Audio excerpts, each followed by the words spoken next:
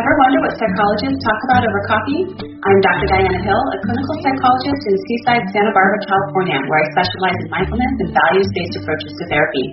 And I'm Dr. Debbie Sorensen, a clinical psychologist in Mile High, Denver, Colorado, where I specialize in rehab and health psychology and acceptance and commitment therapy. And from coast to coast, I am Dr. Yael Schoenbrunn, a clinical psychologist and assistant professor at Brown University, specializing in evidence-based relationship treatments. In this podcast, we bring psychology research into practice by discussing topics in psychology with experts in the field and with each other. You'll get a glimpse into the books we read, the research we think is interesting, and the ideas from psychology that we use to flourish in our own lives. Thank you for listening to Psychologists Off the Clock. Hi, Yael. Hi, Debbie. How are you? I'm good. It's good to see you. You too. What do you have to introduce to our listeners today? Well, so I have a wonderful interview that I did with Dr. Robyn Walser. She is a psychologist and an author of several books. And we're talking today about the topic of empowering women. And this is something that's very important to me personally and really in line with my values. And I know it's a topic of great passion for Robyn as well. She's been a really, I think, brave and thoughtful voice about women's issues and gender-based oppression that we see happening in our world in so many different ways. And so I really loved having this conversation with her.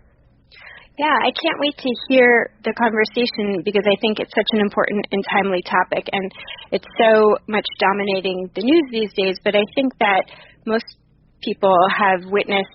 women certainly have witnessed the sense of oppression and gender bias in their personal lives and their professional lives. And what's interesting is that you even see it in professional worlds like ours. In psychology, which is heavily female-dominated, we still bear witness to gender bias and oppression of women's voices. And I think that is why it's such an important topic to be talking about at this time and moving forward.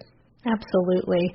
And I find more for myself that the more I pay attention to it, the more I do see it playing out in big and small ways in the world, but also in my life. And it's what I hope is that when people listen to this interview, it will get them thinking and paying attention to it. And, that's a big agent for change. So I hope this is a helpful contribution, and I hope that you enjoy the interview. Dr. Robyn Walser is the director of TL Consultation Service and works at the VA's National Center for PTSD and is an associate clinical professor at the University of California at Berkeley. She's a licensed psychologist and maintains an international training, consulting, and therapy practice. Dr. Walser is an expert in acceptance and commitment therapy, or ACT, and has co-authored 3 books on ACT, including Learning ACT, The Mindful Couple, and Acceptance and Commitment Therapy for the Treatment of Post-Traumatic Stress Disorder. She has expertise in traumatic stress and substance abuse and has authored a number of articles and chapters and books on these topics. And I have a personal connection with Robyn. I've known Robyn for several years now. We work together on some VA training in ACT, and I have to just say personally that Robyn is someone who I just admire so much personally and professionally that I am really delighted that she is on the podcast today. Thank you, Robyn. Thank you for having me, and thank you for the kind words. I'm delighted to be here as well. Well, thank you. Yeah, and I also want to just mention a couple things. Robyn, you have an upcoming book, and it's called The Heart of ACT, Developing a Flexible, Process-Based, and Client-Centered Practice Using Acceptance and Commitment Therapy. And Robyn, so you said the book will come out here probably in a couple months, you were saying? Late fall, early next year, somewhere in that time frame. Sounds great. Well, we're looking forward to it. It's going to be a great book. I may have seen an excerpt of it, and I'm really excited about the book. And I hope you'll come back on and join us to talk about it when the book comes out. I really look forward to doing that. I'm excited about the book. I think it offers some new information in acceptance and commitment therapy and invites clinicians to consider their own process a fair bit. So I will be more than happy to come back and talk about it again. Wonderful. Looking forward to that. And also something else you have coming up that's really relevant to our topic for today is that you're doing a workshop for mental health clinicians in August, and you're co-leading this with some other female ACT experts, right? Correct. Yeah, and it's called the ACT Boot Camp for Women, Power Through Psychological Flexibility in August 16th through 19th in San Diego. So people will probably get a little teaser today on what you're going to be covering in that workshop. It looks really fabulous. I looked at the lineup and the speakers and the topics, and I think it's going to be amazing. I wish I could go. I can't go, but I would have loved to have been there. And if anyone hears something they like today and wants to sign up, you can sign up on the Praxis website. Praxisset.com. Praxiscet.com. Oh, great. Thank you. Thank you. And is there any particular background that people need to have to be able to join that? Well, there's some recommended readings, but we're really trying to shoot for all levels of individuals who are interested or want to participate, largely targeted at mental health providers who are working with women and women's issues, but it doesn't mean it's only for women. We really hope to have men there as well, or people who identify as men, people who identify as women, like all genders welcome. And it is the first Praxis Set Acceptance and Commitment Therapy Boot Camp that is all women presenters. And so that's got a unique feature to it as well, which we're super excited about. Cool. Sounds great.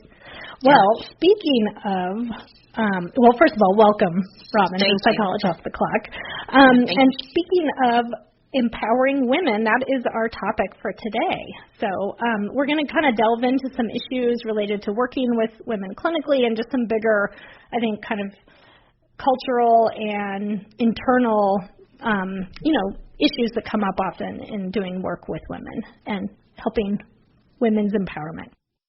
I think this is a topic, Robyn, that we're both very passionate about, and so I'm really happy to have the chance to talk to you about it. And I'm curious to hear from you about why this topic is important to you personally. How did you end up kind of doing this line of work?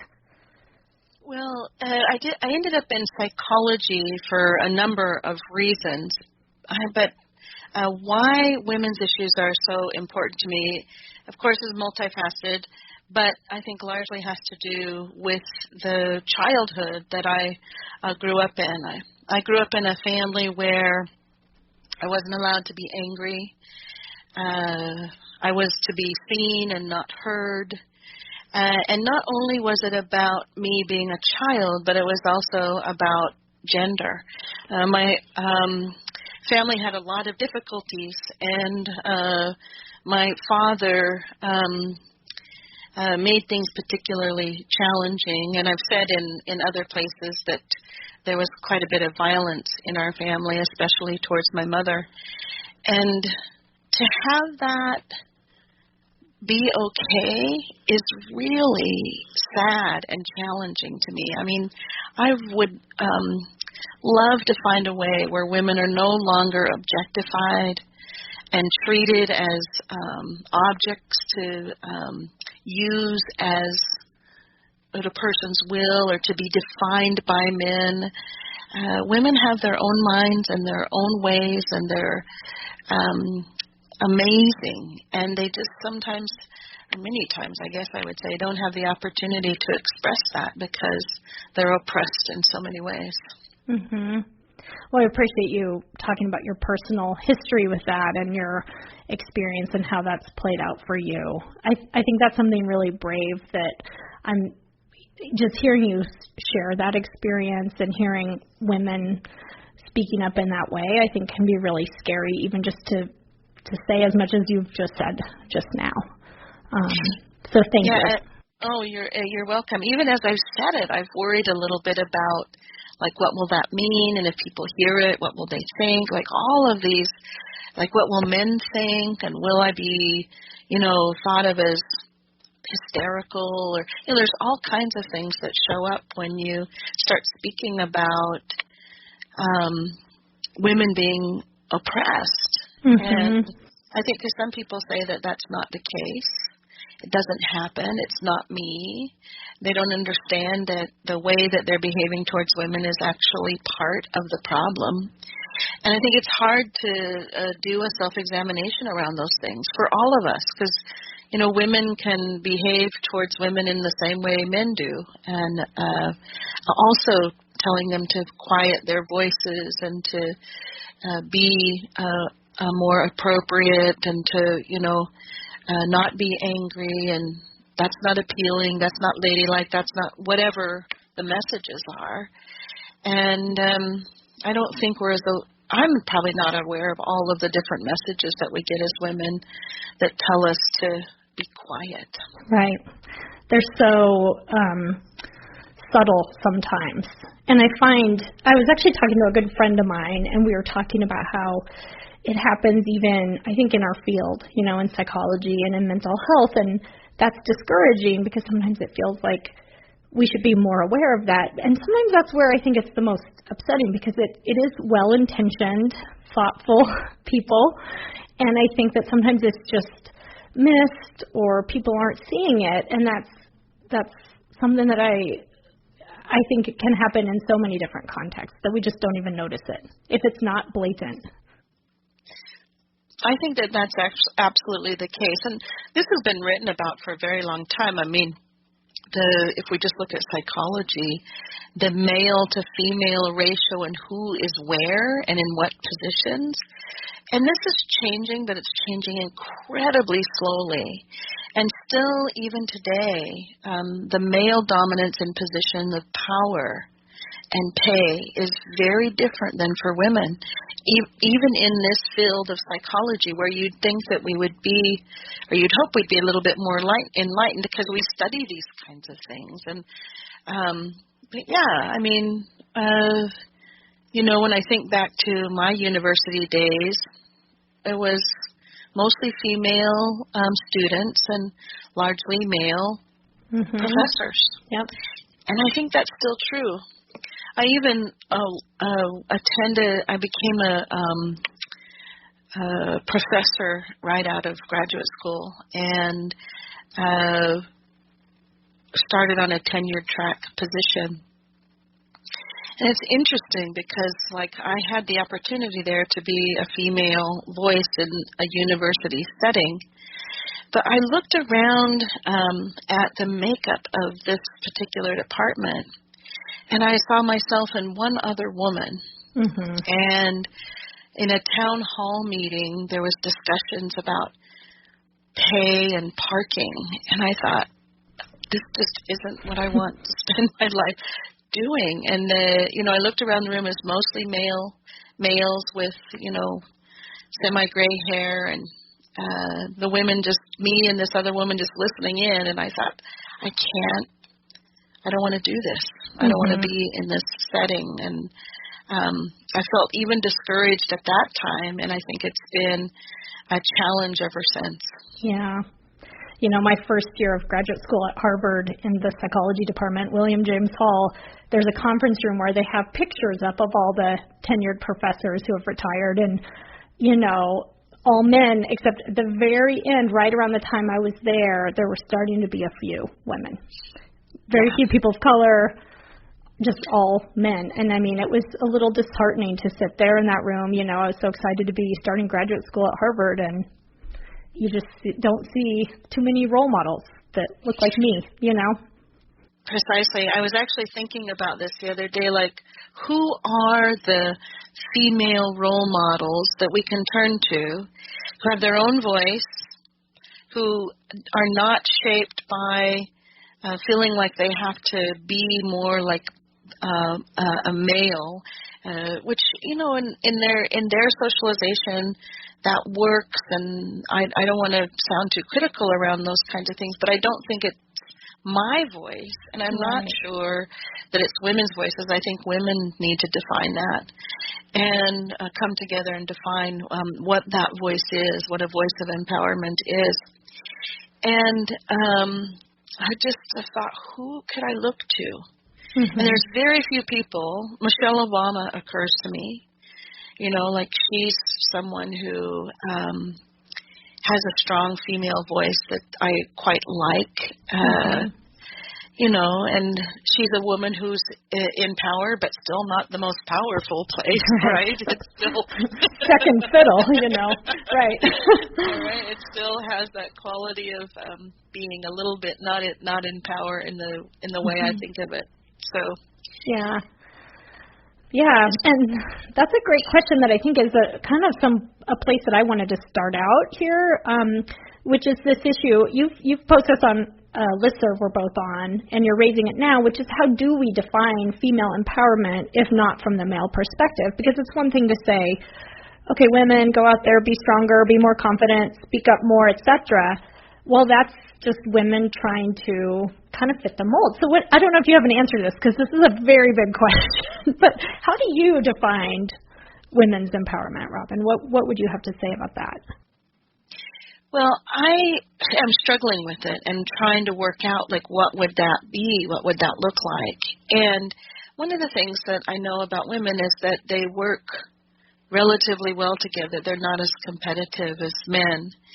And so one of the things that I think female empowerment might contain is something that many women come together and design and form. And so it wouldn't be, just a single voice saying, I declare this as power, like having money or being at the top of the capitalistic structure or, holding a position at as a supervisor or manager somewhere or CEO or CFO or whatever you want to call it. But I also don't think it is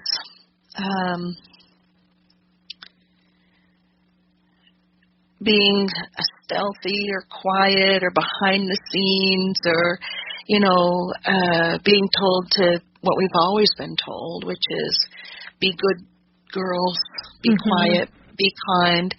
All of those are, the be kind part I think is important, and cooperation is important. But I sort of think that we need to find something that's not about the way women are socialized, and it's not the way men define power. It's probably somewhere in the middle of that. It probably contains a voice that is persistent, firm, yet able to be heard. It's a voice of commitment and passion, but not anger. Although I want to be careful about that. I mean, not anger in the way of screaming and yelling, you become another hysterical woman. I think women have a lot to be angry about. But how do we use that anger effectively to move the way we want to be heard and how we want to start to define empowerment in a way that feels effective for women, but isn't just about somebody else saying what it is. It's we get to say what it is. Right. And maybe that itself is empowering. Is it confidence? I don't think it's confidence. Unless you want to define confidence literally. Because confidence is a male sort of thing. He's got a lot of confidence. He's really powerful. But, define literally, it's with fidelity, with trueness to yourself. And so if it's persistent and true, those feel important to me. So, as I'm thinking about it, these are the kinds of things that are sort of beginning to filter in. But lastly, what I'd want to do is put these ideas out for other women to explore and comment on and think about and add to. And so we create it together, which is something I think women do pretty well. Yeah, like a communal sense of what it is, not just one person on high telling everyone. Yeah, because that's very male. Right. And it seems implicit in this is just valuing more of what women have to offer. And that's a big piece to me of, here's my contribution, is a big piece of that, is that it's not about, it's more about valuing what women bring. Because I think that so often women are dismissed or not listened to or not speaking up. Can we make room for women's voices, and can we value them as they are? I agree with that, and as they are is the most important piece of what you just said, in my opinion. Is because the way women communicate can be a bit different. It's maybe a little bit more tentative. There's more questions, more wonderings. There's more invitation for feedback. And that is seen in some sense as, in the sort of worst sense, I guess, kind of dismissible and wishy-washy. Mm-hmm. But actually, if you hear what's being said, it can be quite valuable and really important. And so the way it's being said is questioned, and I'd kind of like to have the way it's being said valued itself. Mm-hmm.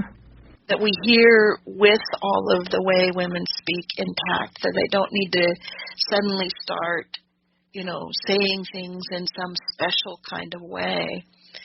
Can we communicate as we communicate and be heard? I don't know what that entails, but it probably entails awareness on a number of levels by everybody. Mm-hmm. Mm-hmm. Right. Yes, I totally agree. More of a change for everyone for the better. Yeah. And so another thing I've noticed about your work here and the workshop that you're providing is that the timing seems quite right on the money. So there's so much going on right now. Can you just talk a little bit about why now and how does this, empowering women, topic fit into the broader, I guess, history of what's happening right now?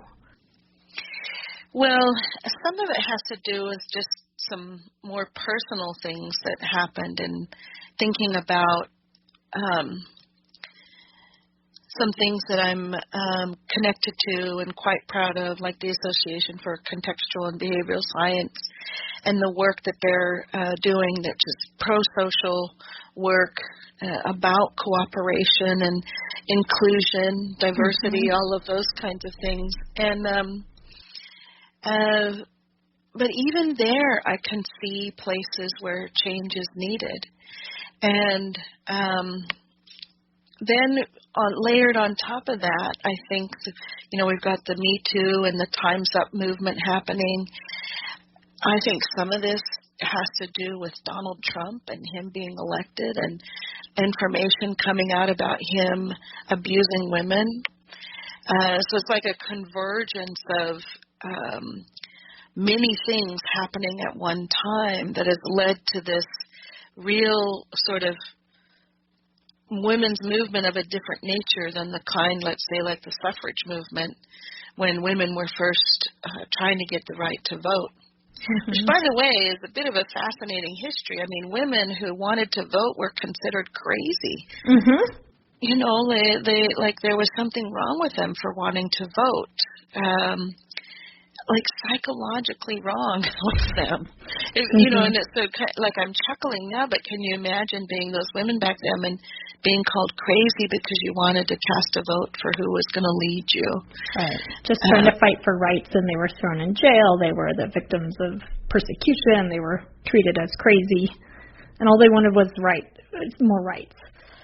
Well, and you see it still happening today, right? Like some women will report that something happened to them, and they're questioned, and is it true? And it's not the case, and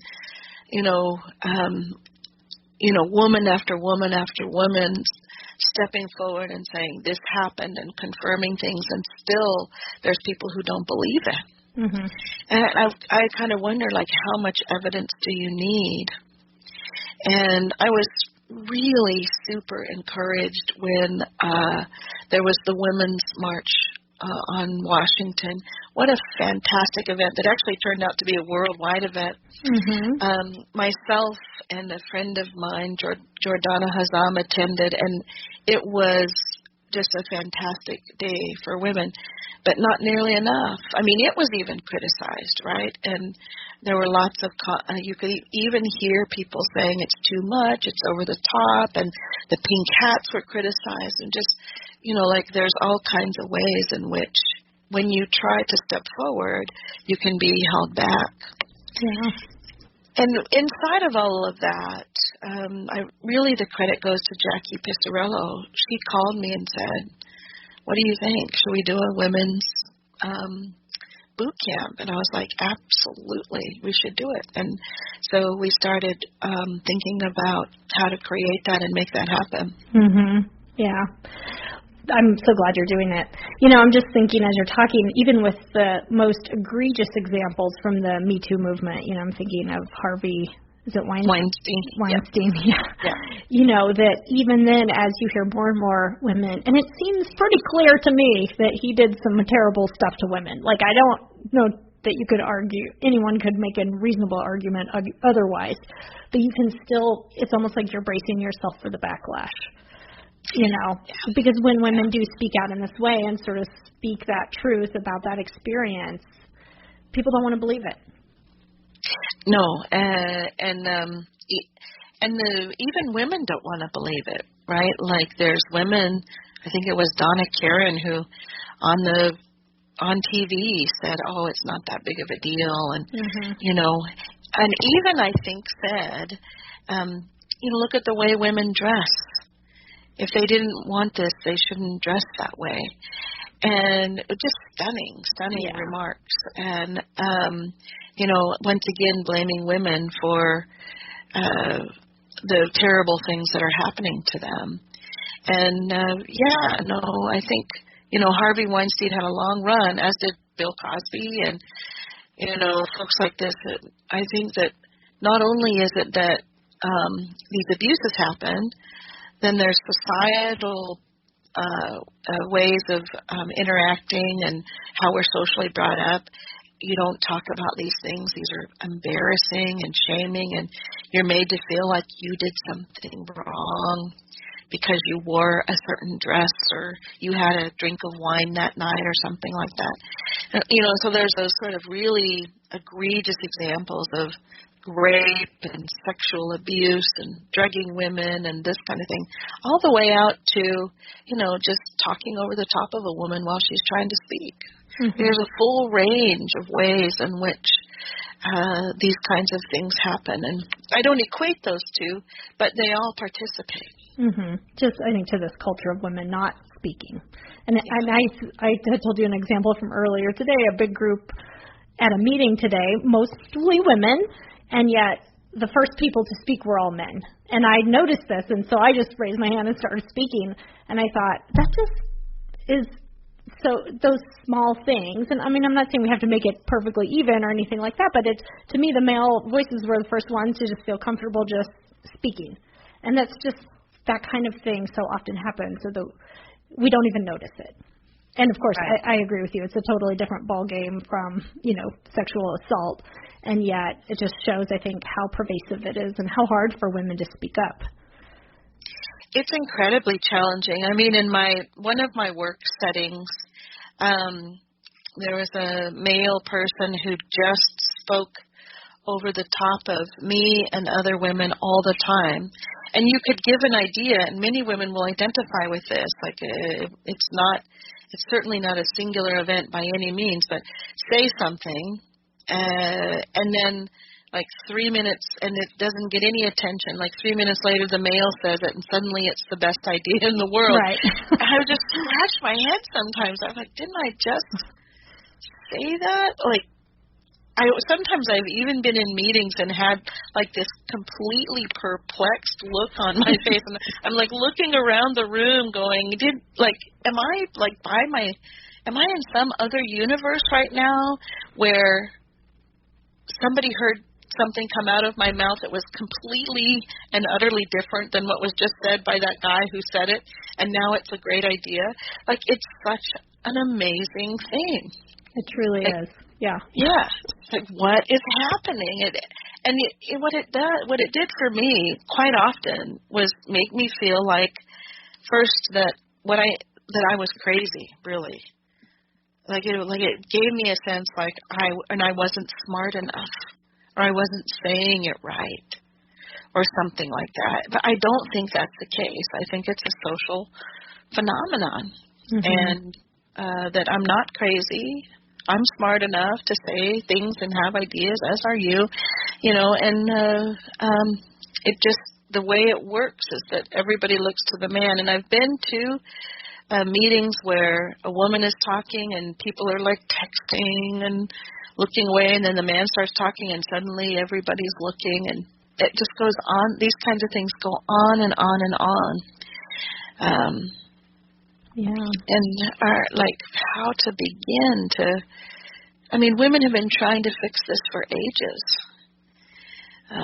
for ages, and it still is troubling. And, we're talking about women today, but this happens in other diversity issues as well, skin color and what country you live in, how much money you have.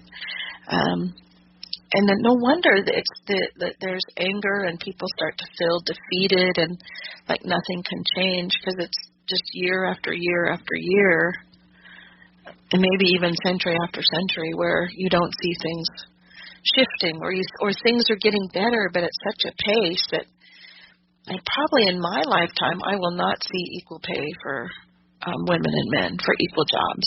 Mm-hmm. Yeah. And that just makes me feel sad, right? Like equally talented people getting paid because of their gender versus the quality of the work they do. It's very frustrating. Yeah, it's disheartening. It's 2 steps forward, 1.5 steps backwards, and it just feels too slow. Yeah, it's frustrating. Yeah, it feels very slow. Yeah. So I know that you really have a strong expertise in trauma work. You've done trauma work with men and women. You've written a book on ACT for PTSD. And I know that trauma treatment for women, that's a topic in your workshop, and trauma treatment for women is something that is, if you work with women, I think it's pretty likely that you'll see trauma. Do you have any ideas about, just as you've done all this work in this area, of anything that's unique about trauma for women, or how you would approach it clinically with a woman? There are some things that are unique about it, but before I say that, one thing I do want to do is acknowledge my co-authors on those books, and mostly because they're female. And I want to be sure that... Thank you. So Dara Westrup wrote 2 of the books, including the one on trauma, with me, and I just want to, give a shout-out to her as well, so that I don't take credit for something that was shared, which, by the way, is another difference between men and women. Yes. See, and this is wonderful that you're doing this, and I think this should be universal stance, right? Yeah, exactly. It's like we all worked on this kind of thing. I do think about men and women a little bit differently when I'm working with trauma, especially when I start thinking contextually about the history that they've had and what sort of social upbringing they've had. Like, for instance, if I'm going to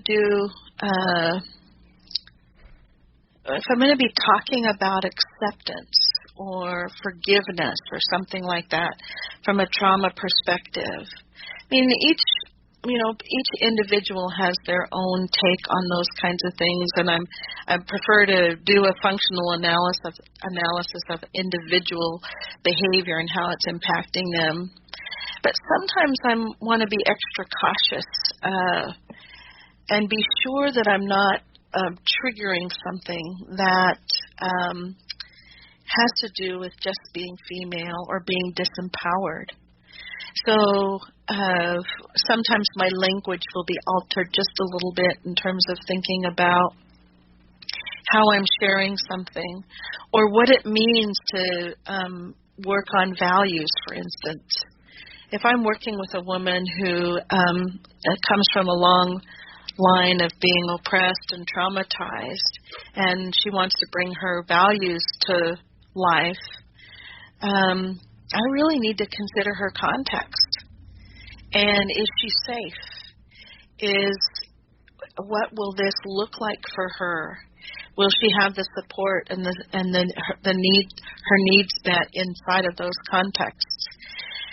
And I have to admit, I don't worry about it as much with men, and maybe I should. But if you're coming from a place of being disempowered already, it seems like there's things that you need to take a peek at and be extra sure that you're not doing something that perpetuates that or puts a woman back in harm's way in some fashion. Mm-hmm. Does that make sense what I'm saying? It does. And I'm thinking back to just the importance, I think, of acknowledging those systems and the cultural disempowerment that goes on, whether it's sexism, racism, whatever it may be, that if that's not acknowledged and if that's not part of the context of the work, then that's disempowering, I think. Yeah. So acknowledging the ways in which the oppression has happened and has contributed to the problem instead of looking at it as a pathology within the person, right? Well, and here's another thing that I think is super important. The way that we define pathology, especially for women, makes us, I think, unnecessarily so, look more pathological, more problematic, more symptomatic. Mm-hmm. But if you start looking at all the contextual variables that a woman finds herself in, maybe some of the experiences that she's having have to do entirely with the situation that she's in. It's not that she has an internal symptom problem, it's that she has a contextual situational problem. And I think that we're so oriented towards the medical model that as a mental health system, that we don't think about, let's say a woman is depressed. Okay, what's going on there? Maybe it's not that she needs to feel better. Maybe it's that she needs to have a situation change. Mm-hmm. And I don't know that we're so good about acting in those ways. I'd rather say she's not depressed, but she sure is in a terrible situation. Mm-hmm. Yeah, a very different way to look at it. Instead of thinking, we need to fix you. It's like, let's take a look at what's not working. And that's exactly right. Right. And target our efforts there. Make your life better and the situation better. I think the same thing would happen with trauma as well. And, just as I might be sensitive to racial issues, I want to be sensitive to women's issues in trauma. And it's going to be different if you've come from a history of, let's say, being abused by a father across a long period of time inside of a society that says women should be quiet and shouldn't say things and they're not to be believed and they're sexual objects and they brought it on themselves. That might be different than working with a male who was sexually traumatized, but goes on to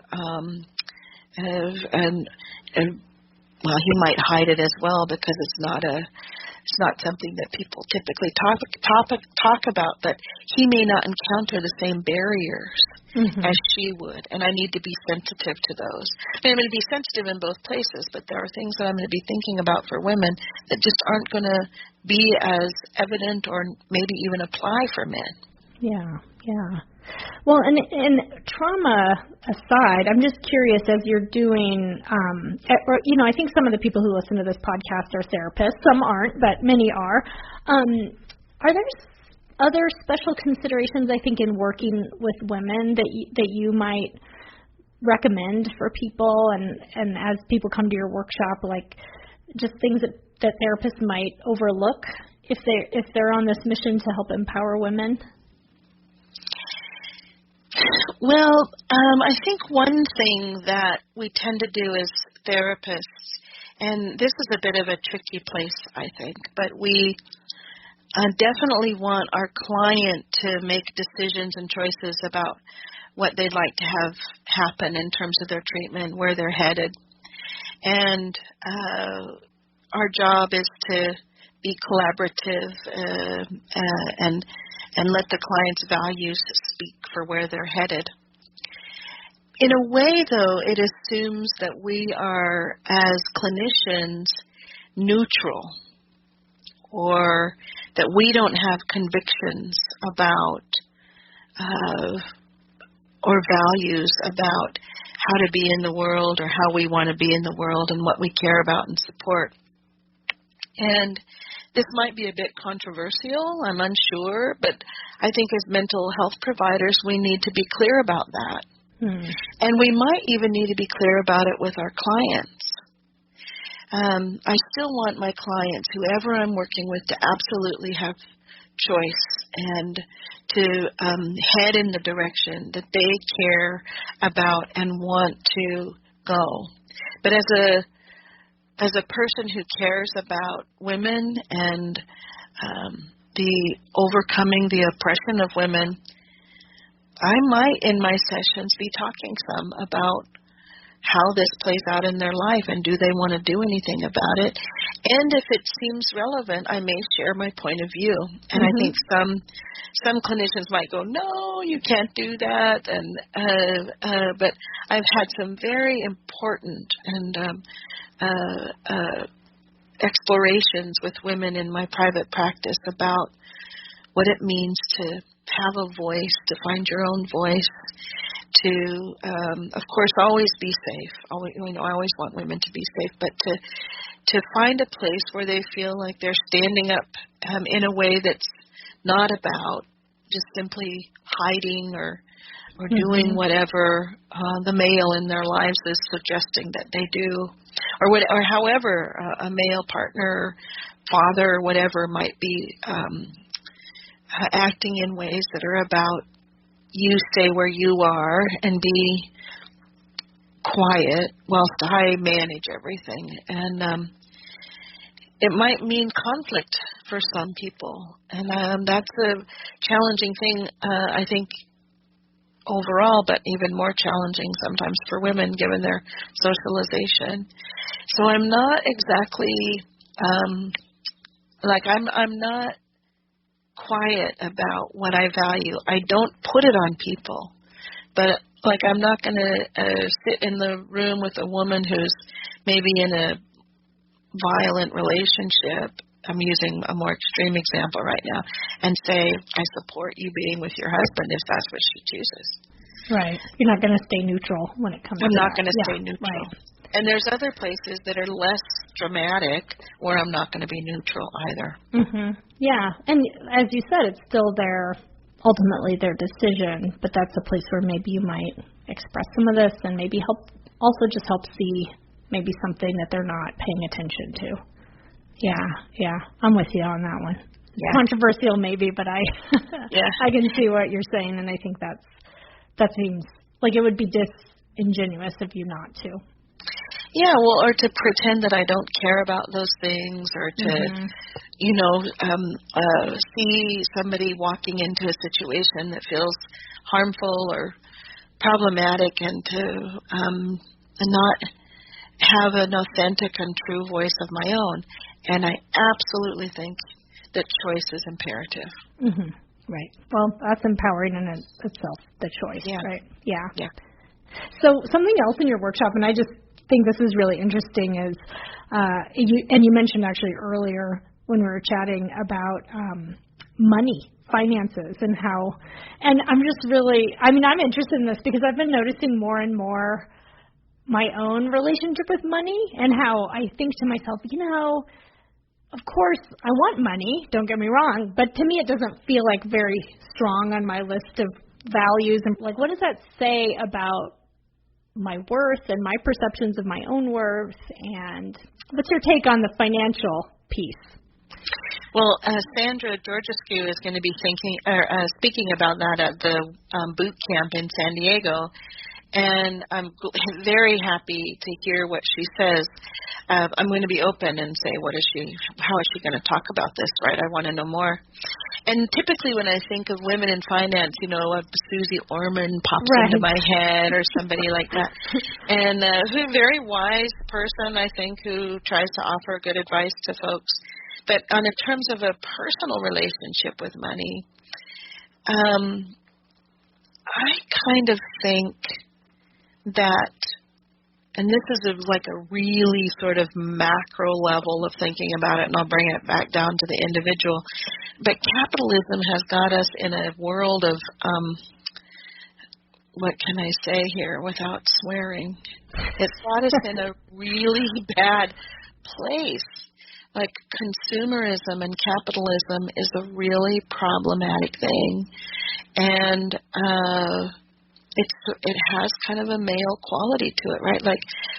Earn as much money as you can so you can buy as many things as you can so that you can win. What are we going to win in the long run? We are a finite world with a finite amount of resources, but capitalism seems to imply that it's infinite. And so when I think about money more broadly speaking, I wonder what would happen if women could renegotiate how that looks.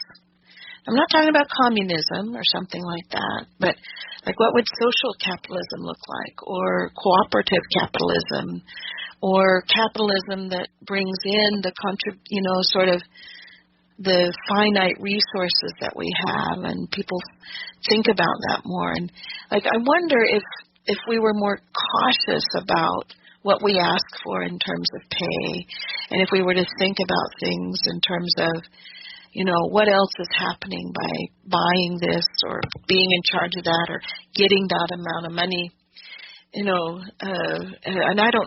maybe there's some kind of financial name for something that's a bit more social capitalism maybe, but that because it's sort of male dominated right now and consumer oriented. Mm-hmm. Although we know that women are the largest purchasers of things, like they're a pretty big target population for let's advertise to them. And I just wonder what would happen if women said, I'm not going to buy that. It doesn't take into account the finitude of our Earth's resources. I bet you we'd have rapid change if women stood up and said, not going to do it. Yeah. That would be pretty powerful. That's sort of a macro level of thinking about financing and capitalism. If I bring it back down to a more personal level, some of my own friends are making less than their colleagues doing the same job or more than the same job. They're working very hard, and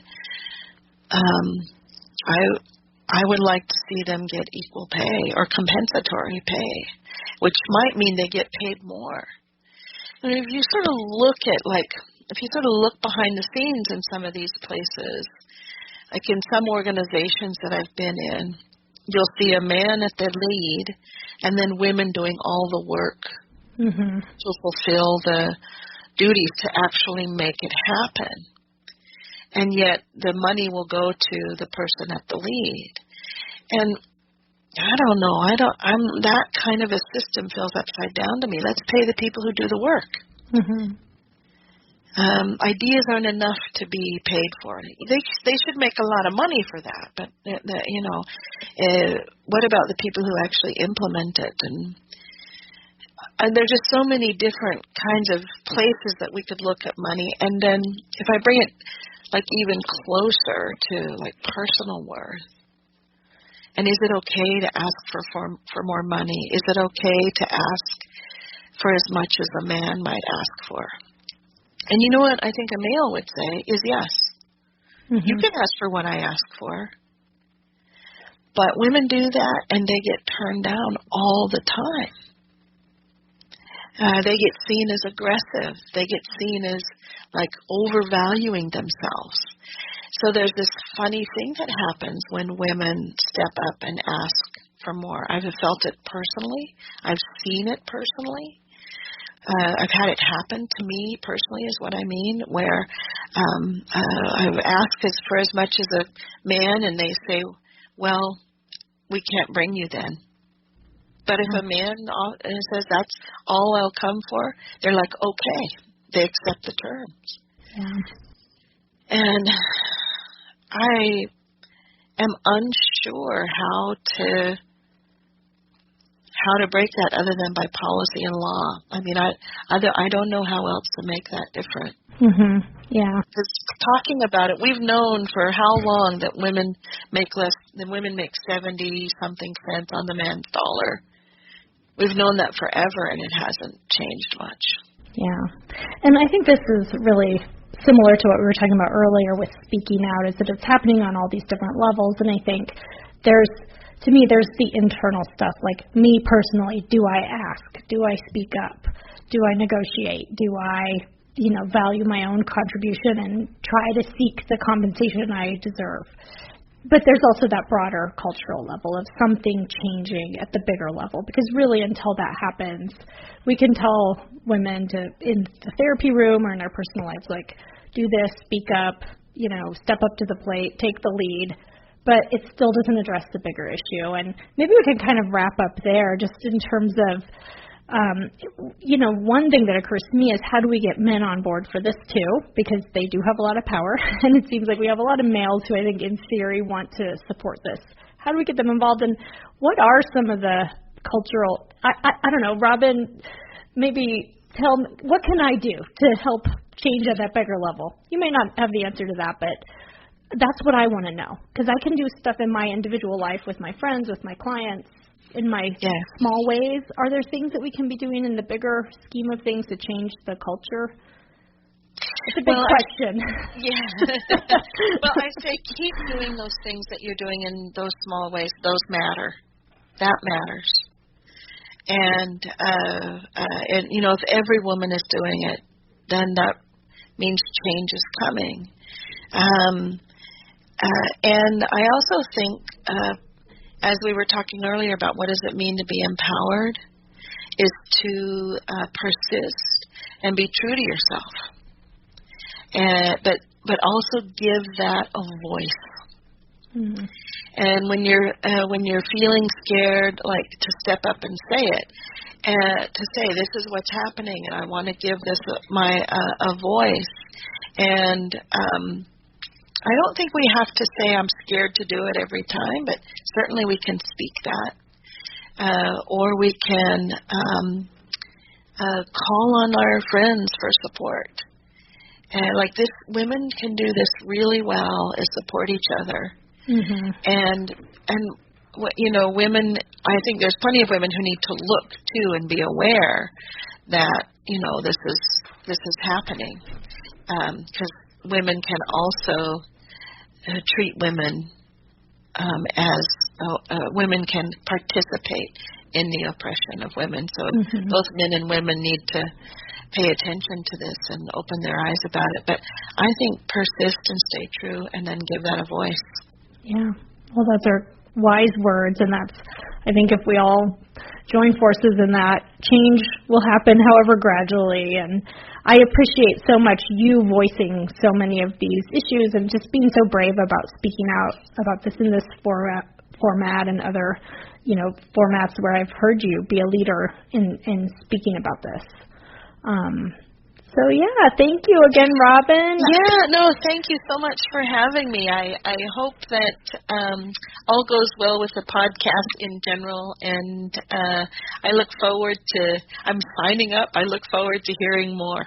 Oh, thank you so much, Robyn. See, women supporting women right here. That's exactly right.